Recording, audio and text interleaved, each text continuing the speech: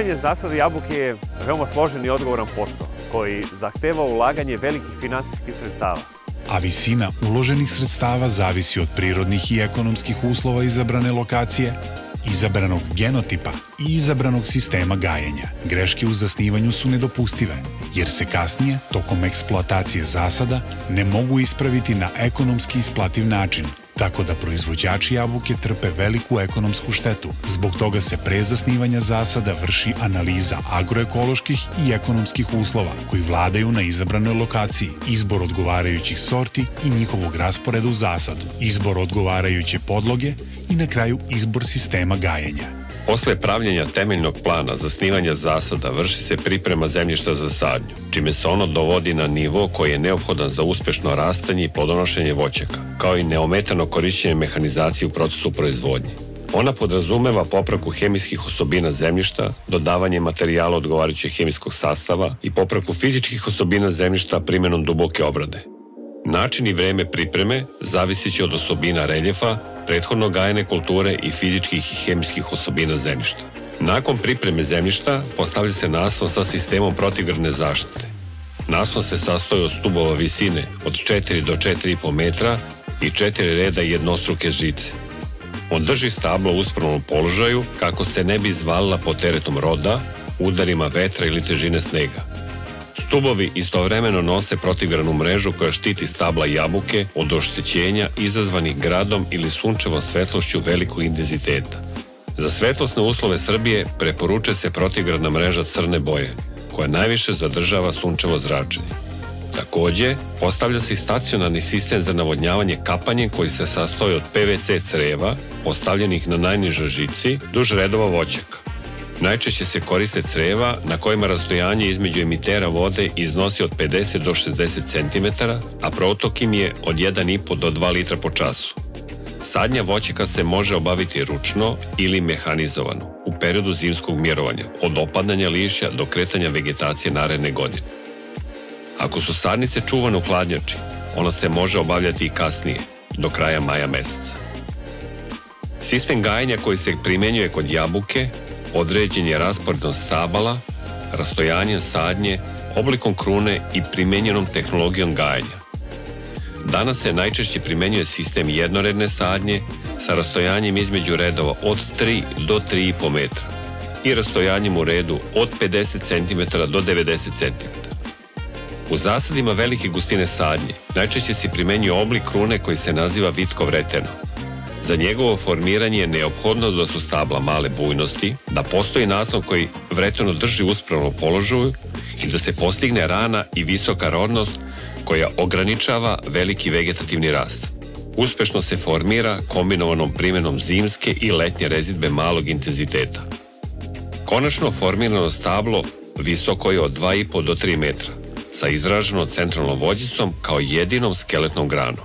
Ostale jake grane na njoj, debele i one sa oštrim uglom izbijanja, koje imaju tendenciju da se pretvore u skeletnu, rezuju se do osnove.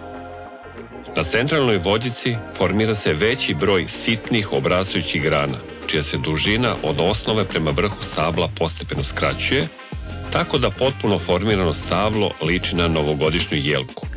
Kada se posade kvalitetne sadnice sa velikim brojem bočnih grančica, očekivani prinose, zavisno od sorte, kreću u drugoj godini 25 do 30, trećoj 35 do 40, četvrtoj 50 do 60 i u punoj rodnosti 60 do 80 tona po hektaru. Odnosno, kumulativni prinos za prve 4 godine dok traje formiranje oblika krune treba da bude minimalno 100 tona po hektaru. Očekuje se da će se u budućnosti rastojanje sadnje između redova smanjiti, dok će se rastojanje u redu povećati, kako bi se na jednom stablu formiralo više vođica, od 2 do 8. One će duž reda obrazovati tanak živi zid, a sve u cilju povećanja produktivnosti, kvaliteta plodova i mehanizovanja nekih radnih operacija u procesu proizvodnje, kao što su rezidba, mehaničko proređivanje cvetova i berba plodova.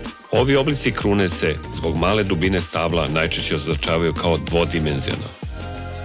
Tokom eksploatacije zasada, a u skladu sa zahtevima izabrane sorte i podloge, moraju se pravovremeno i na odgovarajući način primeniti odgovarajuće mere nege.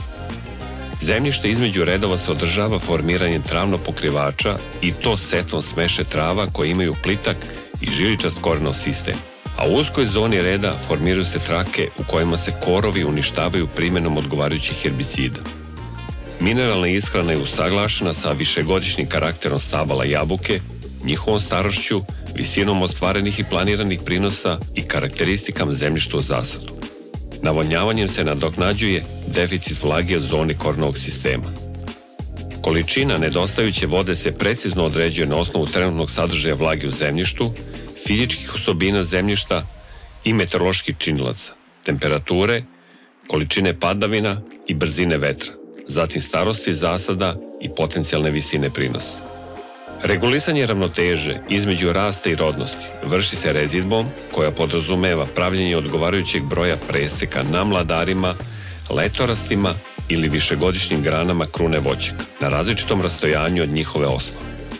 Rezidba je na mladim stablima neophodna radi formiranja krune, a na onim u punoj rodnosti za održavanje ravnoteža između rasta i rađanja uz istovremeno postizanje odgovarajućeg kvaliteta plodova.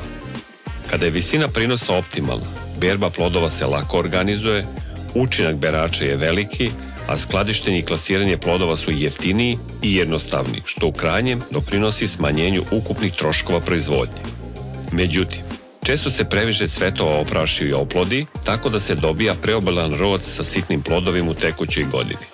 A ujedno izostaje formiranje rodnih pupoljaka za rodnost u sledećoj godini, što izaziva pojavu takozvane alternativne rodnosti.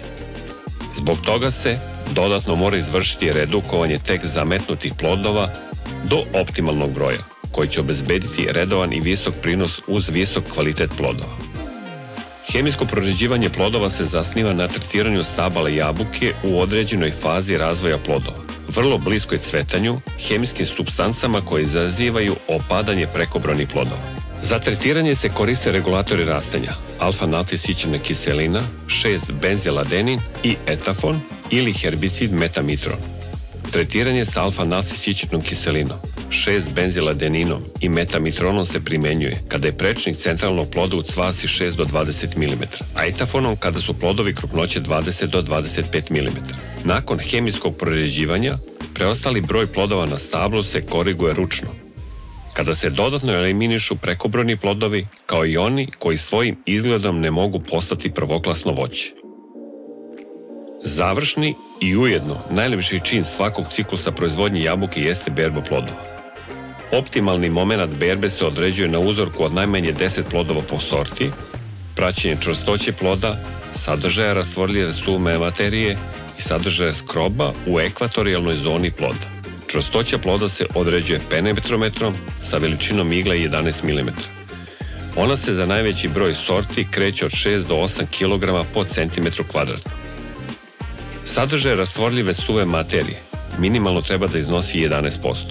Ocena sadržaja skroba smatra se najpouzdanijim parametrom i za najveći broj sorti jabuke kreće se od 2 do 3,5 na skali od 1 do 5.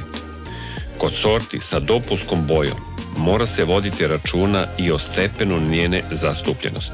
Plodovi pojedinih sorti, koji su ubrani u optimalnoj zrelosti, mogu se čuvati u sklađenom skladištu i do 12 meseci. Berba se obavlja u drvene ili plastične boks palete, čija je nosivost od 300 do 400 kg, zavisno od sorte, veličine plodova i visine pakovanja.